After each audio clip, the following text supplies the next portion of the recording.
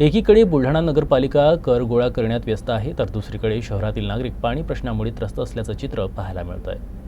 बुलढाणा शहरासह म्हाडा कॉलनी परिसरामध्ये गेल्या अनेक महिन्यांपासून 10 दिवसांनंतर पाणी पुरवठा होत असल्यानं नागरिकांना पाण्यासाठी भटकंती करावी लागत आहे।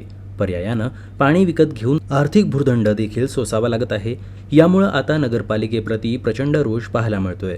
त्रस्त झालेले म्हाडा कॉलनी परिसरातील नागरिक आता आंदोलनाच्या पावित्र्यात आहेत। लवकरच नगरपालिकेवर हंडा मोर्चा काढण्याचा इशारा संतप्त महिलांनी दिलाय। आम्हाला इथे खूप पाण्याची टंचाई आहे आणि आता खूप सारे फॅमिली मेंबर झालेले इथे। पहिले कोणी नव्हतं म्हणून काही वाटायचं नाही, पण आता खूप सारे फॅमिली मेंबर झाले, त्यामुळे आता सगळ्यांनाच पाण्याचा प्रॉब्लेम येत आहे आणि खूप सारे टँकर पण मागवतोय, पण आता टँकरवाले पण टाईमवर येत नाही आहेत, तर त्यामुळे आम्हाला खूप पाण्याला सामोरं जावं लागते।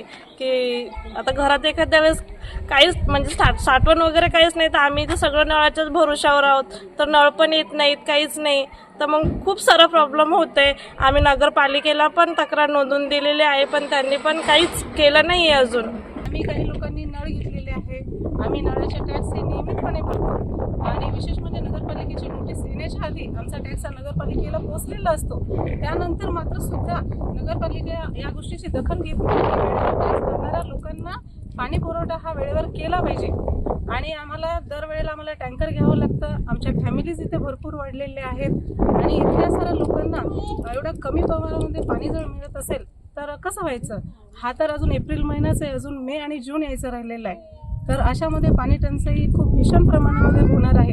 तरीसुद्धा या प्रकरणाची नगरपालिका प्रशासनाने गांभीर्याने दखल घ्यावी, नाहीतर आम्ही हे सर्व म्हाडा कॉलनी वासियांची सगळे महिला नगरपालिकेवर हंडा मोर्चा घेऊन येण्याच्या तयारीत आहोत आणि असं जर करायचं नसेल तर नगरपालिकेने नियमितपणे आम्हाला पाणी पुरवठा करण्यात यावा। त्याच्यानंतर